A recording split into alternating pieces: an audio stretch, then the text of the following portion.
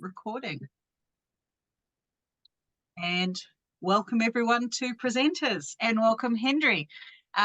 So this evening we have Hendri from, whereabouts are you actually, Hendri? I'm not absolutely sure. I'm in Indonesia. Yeah, I mean, I know Indonesia, but big country. Yeah, exactly. I'm in Bogor now, Okay, all right, very good. So Hendri, if you would like to begin, please feel free.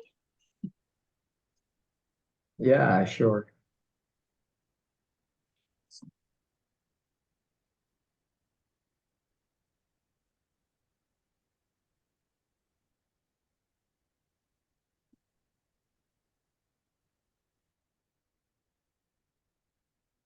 Okay, I shared my screen. Do you guys see the slide? Yes, that looks fine. Is it readable enough, or I need to make it bigger? Looks fine to me. So okay, hopefully that's good. Yep. Okay. First of all, I'm beyond honored to be presenting about this topic today, and I hope that we can learn from each other from this presentation today, okay? And I just want to let you know, guys, the context of my presentation today is basically about my experience around 10 years experience in implementing extensive reading and extensive listening, okay? In some schools that I work with in Indonesia. And also basically the slide was made for my presentation in one of the conference in Indonesia back then in 2014, and also in Thailand, Thai TESOL 2015. Yeah, so basically I'm recycling my old slide. Yeah. Okay, so just a little bit of background. I'm working as a teacher trainer and also running my own English institution. And then I'm also working for some schools, developing some English programs for the schools. And for some schools back then in 2014 and 15, I designed a program that is called as an English Enrichment Program, or EEP, that are basically extensive listening and extensive reading, okay? Back then in 2014. And up to now, it's been 10 years. I think some schools have been implementing this program, and they have been successfully developing the student speaking skills, listening skill, and so on and so forth. Okay. And maybe this kind of outline that I need to explain a little bit. Okay, the problems and issues that we have in some of the schools that I work with, and then the objectives of the program, and then the theory and the implementation and the activities that I'm doing in the classes. Okay, and also how did I promote the development of the 21st century skills through the activities that we have in the classes, and the benefit and the challenges. Okay. Again, I just want to tell you guys again in the advance that the school is basically a very, it's a kind of traditional school. So we don't have enough resources. We don't have any authentic listening materials, lack of students' language exposures, and then lack of students' motivation. And then I was just thinking how I can provide lots of resources for my students, such as the listening resources and then reading resources and so on and so forth. Because back then in 2014, I think we don't have enough resources like X reading or any other resources, right? So I just came up with the idea to provide a lot of listening resources and reading resources from YouTube, and other websites. Okay, so the objective of the program that I created in the schools are to provide extensive listening activities for the students, and also to provide language input, abundant language input, because I found out that a lot of students are not getting enough input, in their daily life. So I decided to create a condition where the students receive abundant language input daily in the school. Okay. I'm also trying out to provide the output-based activities and building the students' active vocabulary and to maximize the students' language exposure for sure. Okay, I think I don't have really to explain the theory because I think everybody clear how important is the input for the language learning, right? And also that the input need to be provided abundantly, right? Okay, I'm just gonna make it short, everyone. So, in a nutshell, the project, the English enrichment project, is basically done twice daily. Okay, at 10 a.m. in the morning, and then during the lunch break around 20 minutes. So basically, in our schools, we have the systems where a teacher can play a recording in the office, and then everybody in the class, the students in the class, are going to be able to listen to the listening played by the teacher in the class in the office. Okay, so they're kind of speaker systems, connected to all the classes in the schools. So this way, the students get a lot of chance to have a listening activities every single day. Okay, and then the teacher is guiding the students to do some activities, some fun activities such as fill in the blank activities.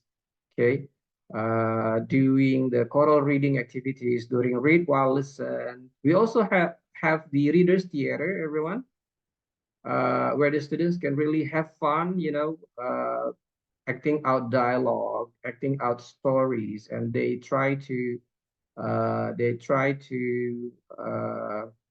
put their best effort, in making the story real. So this is just so wonderful, I guess, because everybody is working really hard, in making the readers theater work. And even we have the competition, so that the students really try to put their best effort, in doing the readers theater. They keep on practicing the dialogue, keep practicing the stories, I think. So in this way, of course, the language exposure can be seen clearly that maximized, right, in this way.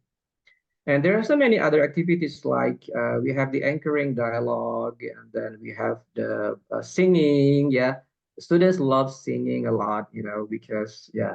So we play some very famous song from Justin Bieber or somebody, and then we sing the song together. And yeah, the students really have fun, singing some songs, some famous songs, and they have so much fun. And they also pick up languages, basically. And the reason why I love to use songs in my classes because I myself realize it that I pick up language through songs. When I was in the junior high school, when I was in the college, I didn't go to any English courses. I didn't learn English, in my university. Yeah, but I learned English through songs and movies. So that's why uh, I just want my students to get a lot of exposure with English through songs, movies, readings, because it's proven that it worked for me to improve my speaking skills a lot. So I want that thing to happen again to my students because it's a proven record, I think. Okay, and we also have I think questionnaire project is one of the most significant impact project, I mean, this is a kind of project where students need to create questions and then they work together collaboratively, to create questions. For example, we once had the daily routine project where the students need to investigate uh, each other's daily activities, how productive they are every day. And then at the end of the day, they need to find out who is basically uh, the most productive person, in the class, something like that. So They need to create their own questions, collaboratively. They work out the questions and then they ask questions to each other. And then they can also make a kind of chart, to represent the data that they get from asking the question. So this is, I think, one of the most activity that I like the most because there are so many skills involved there, writing skills and the speaking skills, and they also need to develop their critical thinking skills, I guess, because they make their own questions, their follow-up questions they need to come up with. So I think this is one of the tasks that I admire the most, in that project. Okay, I used to have the videos, guys, but it's been 10 years, so I just lost it.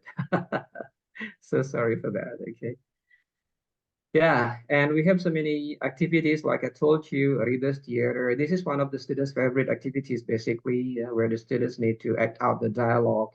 They need to practice, they need to come up with their properties, to represent the stories, and it was just awesome, I guess. I see how creative the students, I do have some more pictures, but I couldn't put it in the slide.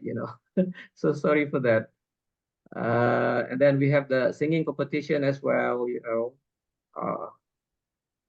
We're using gestions also, because gestion, I think, is one of the most enjoyable listening resources for teenagers, for kids, I think. So they just love it so much.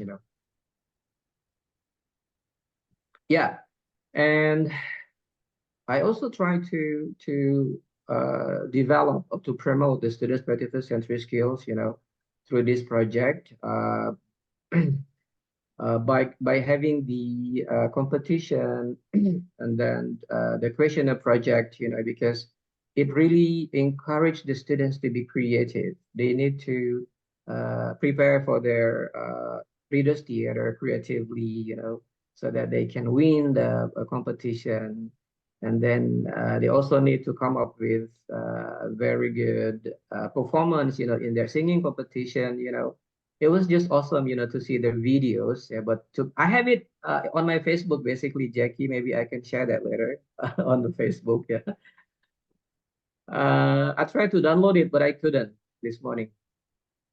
Yeah, so it was so much fun. Yeah. So that's the thing, guys, I guess. When we try to make English look cool to the students, when we try to make English more enjoyable to the students. So the learning happens itself, the students pick up language itself, and I can see the results for sure, after like maybe 3 to 4 years of doing the project.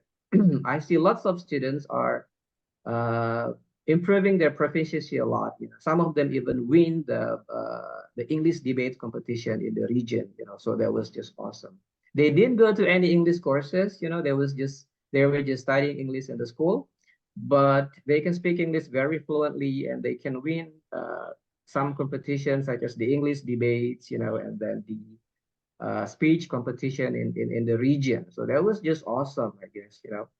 And the students even said, I used to have the data that I presented, that the students basically love this project more than their usual English lesson, twice in a week with their English teachers. So this is one thing that I really admire, that the students are really motivating to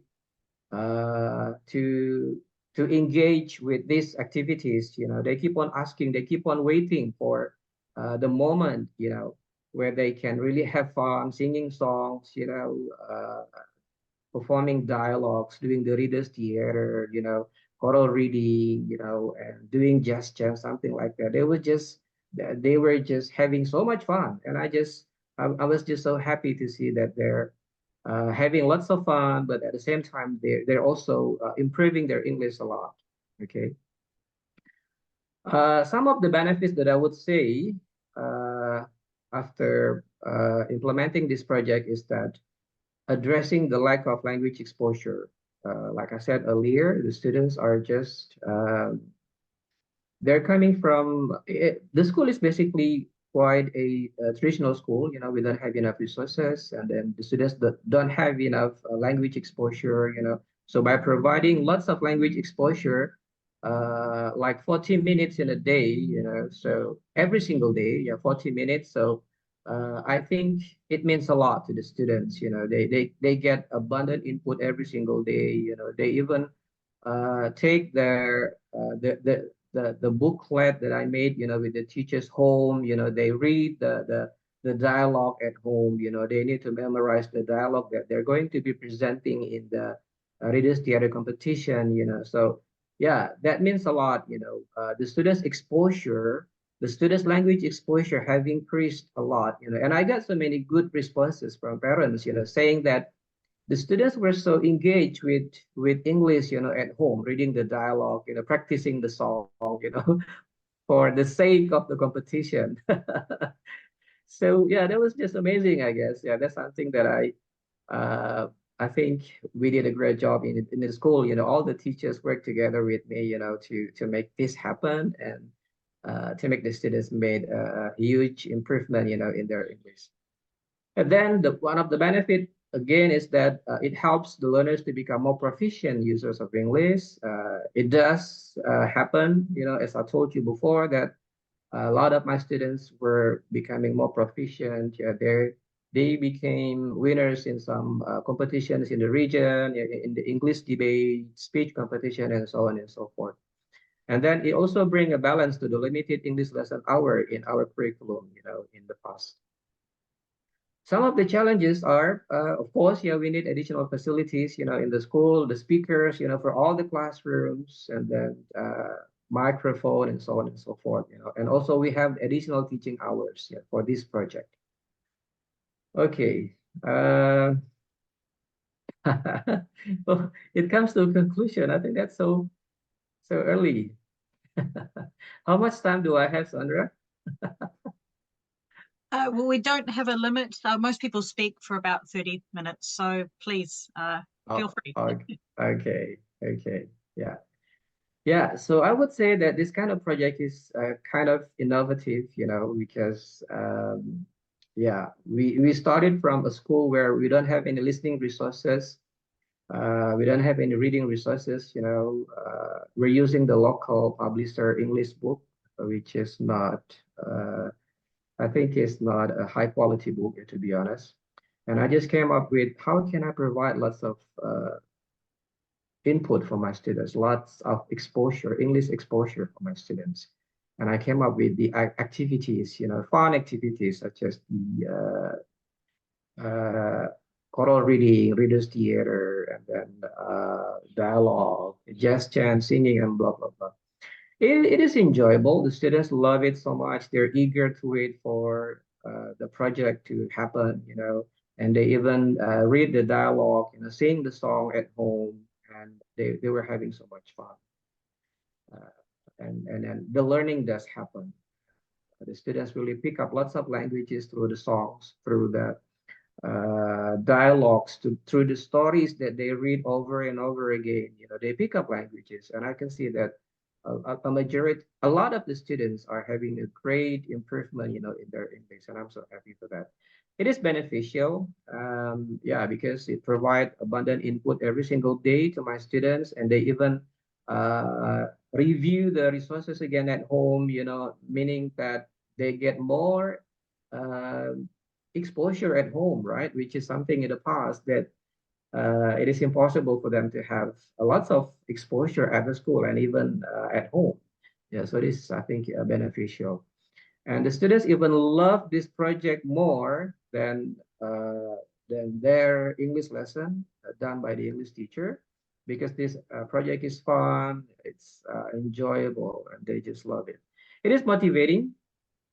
All the students enjoy the activities, preparing themselves. They do their best for the performance, for the readers theater competition, for the singing competition, and so on and so forth. Yeah. I can see their enthusiasm, in doing the activities every single day. I see their enthusiasm in participating in any competition that we have every single month. So yeah, thank God it is motivating for them. And this is one of crucial point, I guess, that we need to nurture to our students. How can we motivate the students to learn, to have a lot of exposure with English. That's one of the things that I think the teachers and I have done it very well, I guess. How can we really nurture the students' motivation to learn, to have a lot of exposure with English, which is essential for their development of English proficiency. Uh, the project is basically a complementary project. We do it twice in a day, but it turned out to be the project that is in a favor of all the students in the school. Even compared to the English lesson given by the teacher. Okay, guys, I think that's all from me. Great, thank you very much. Okay. Yeah, you're welcome, Sandra. All right, now I'm just trying to get the right buttons here. Having a bit of trouble with Zoom today. I'm not quite sure why, but these things happen. Now, you did talk a lot about the extensive listening, which is really interesting.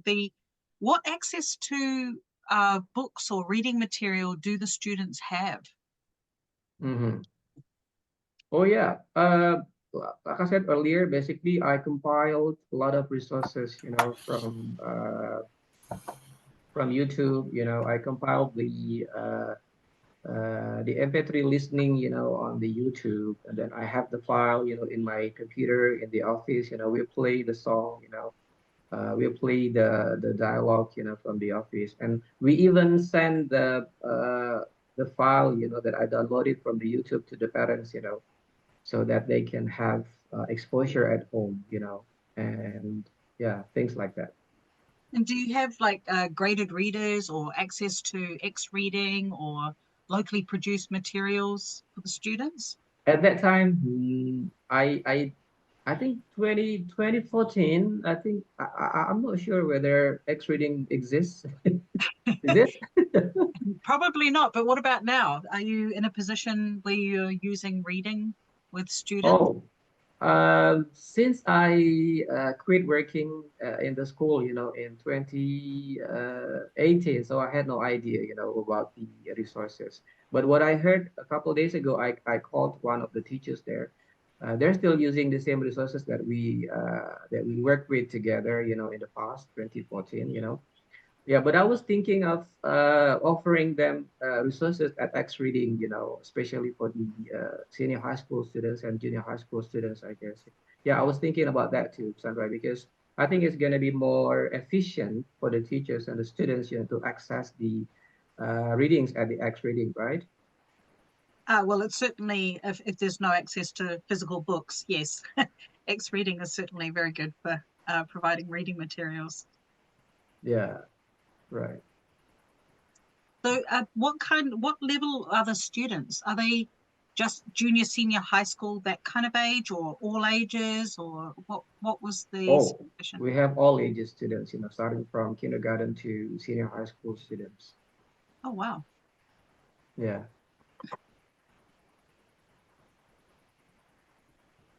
So the readers' theatre I thought was quite interesting. So the material that they use to base their readers' theatre on, what kind of materials did they use? Yeah, I used to download from Google. I was just find the stories. And I thought that yeah, I read the stories first, of course. Whether it is going to be suitable for the level of my students, and then yeah, I just got all the resources from Google. So thank you, Google. Yeah, yeah. And did they have any explicit vocabulary taught as part of the lessons? I mean, you've got listening input, obviously some reading materials. Oh yeah, Yeah, so I was just yeah. wondering about because is this like just a language school, or is it a school that's teaching all different subjects and this is just one component? Yeah. So the school is basically it's not a language school, it's teaching all the students with all the subjects. Yeah. And then for the vocab lesson, yes. So I do have some activities, like pre-reading activities. I summarize some of the important vocabs, from the stories. I type them, and write down the meaning and then example of the sentence, in a context. So yeah, we do have the specific vocab lesson, before any reading, listening, or stories activities.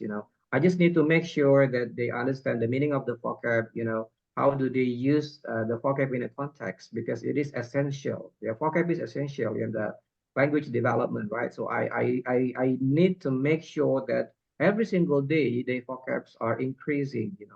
So I do have the vocab activities, every single resources. It's very interesting. Now, has anybody else got questions? I'm asking all the questions here, but yes, Noriko. Hi, thank you for your presentation. I have a few questions. First, was this project part of the curriculum or was it something extra? Okay. Uh, can I have your name? What's your name? I don't see your name. My name's Noriko. Oh, Noriko. Okay. Hi, Yes. Noriko. Thank you for the question. Hi.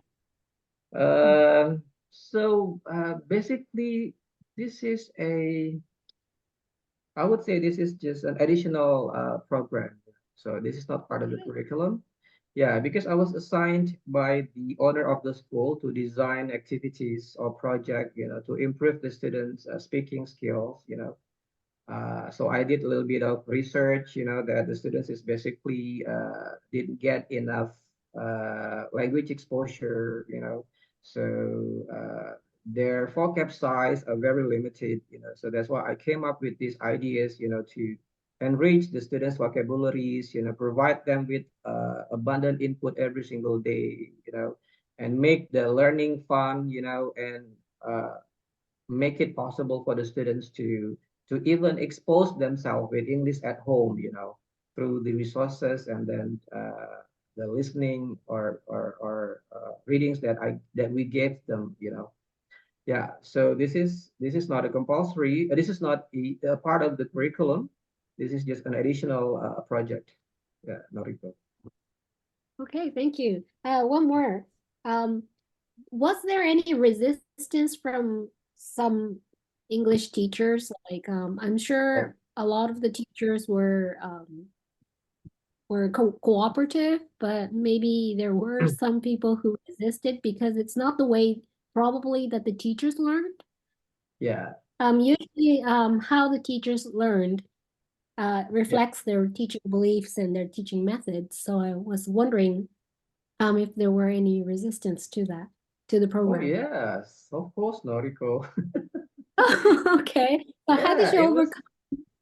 Yeah, it was a very hard project, in the beginning, because I told you the teachers had additional teaching hour, and Hmm. then yeah, all the teachers need to get involved in these activities, So those teachers who are not willing to learn English, basically, they need to monitor the students in the class, a lot of resistance, to be honest, but then I decided we work together, how can we overcome this problem, so we decided to make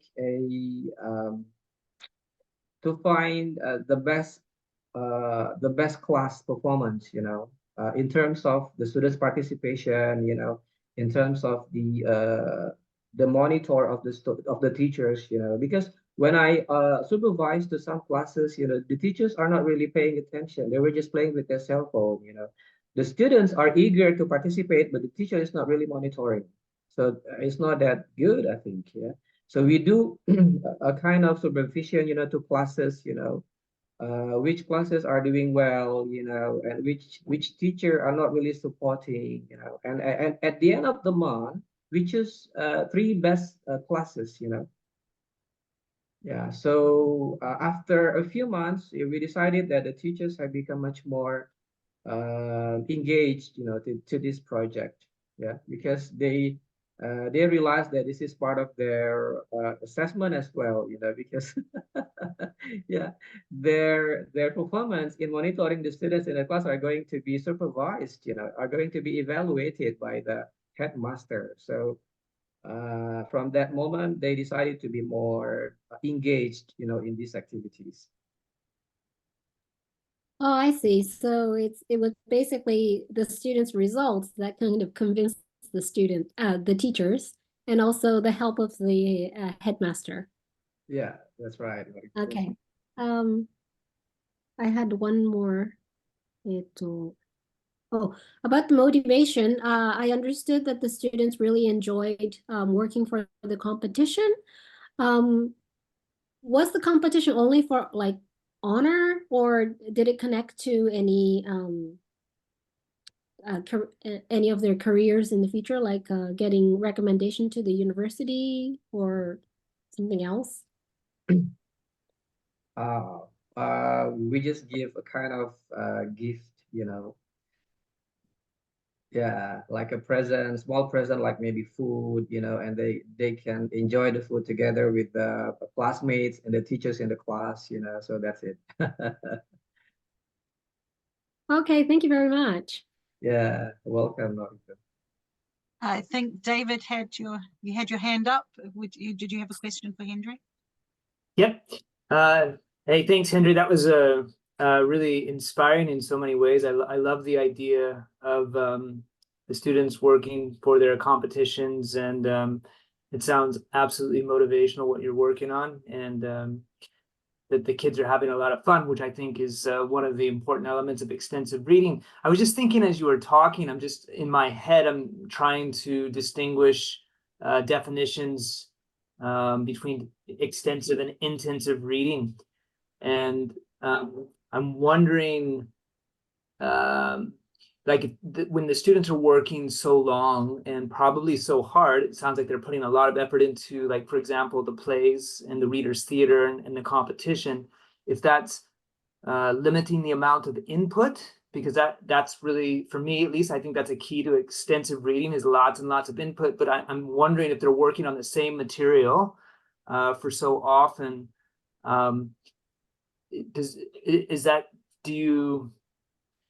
Are you still considering that extensive reading? And if the material is something that requires them to also really delve into the language, because, like for reader theater, it depends on the text. If they're having to look up words and ask a lot of questions, then I'm wondering where or if it crosses the line into more intensive reading, and what your thoughts were about that. Yeah, thank you, David. That's a very good question. Okay, thank you. Yeah, so basically we provided quite a lot of readings, and also listenings. I guess we provided more listening, I guess, to the students. I downloaded lots of listening resources, from YouTube, and we played that over and over again. Tons of listening resources, to be honest. I gave them, and they can also get it home. We copied them into a flash disk. They can take it home. So they can listen to a wide varieties of listening resources. And also some readings. Yeah. But to be honest, we don't have as much as listening resources. Yeah, we have less reading resources, to be honest. Yeah, we do have more listening resources. And then they do. I think they do have exposure with a lot of listening resources. Yeah, maybe like hundreds of listening resources that I provided. Because I was working with this project for about 6 months. We were working together to download lots of resources. All the English teachers are working together. In providing the resources. And then for the readers theater, yeah, we just only choose one story basically out of the available stories that we have. We pick one stories, once in a month, not really once in a month, I think. Yeah, we have different competition every month. Maybe this month is going to be readers theater. Maybe next month is going to be singing competition, you know. So we don't always do the readers theater competition. So we only pick one readers theater, sorry, one stories yet to be acted out in the readers theater. Yeah, for the readers theater, I think they don't read extensive reading resources, of course, yeah, because the aim is, I think it is kind of, how can I say that? It's just an additional activities, you know, just uh, to put another element of fun, you know, in the project, you know, that they do have the readers theater. They need to learn how to act, you know, and to improve their pronunciation because it's going to be measured in the competition. And what else can I say? That's a very good and hard question, David. Maybe somebody want to add something, Sandra. I was just thinking, obviously, access to listening materials is obviously a lot easier, I think, than reading materials where you are. So I think that's probably why the focus is more on extensive listening for you, or was. Yeah, that's right. Is that right? Yeah. So That's right. Of course. Yeah. Yeah. Yeah, we do have more listening resources, you know, compared to the reading resources. Yeah. very good. Does anyone else have any questions for Hendri? No? Okay. All right. Well, I will stop the recording, and normally what happens after we stop the recording, we continue chatting, but a little bit more relaxed. So I'm just stopping the recording now.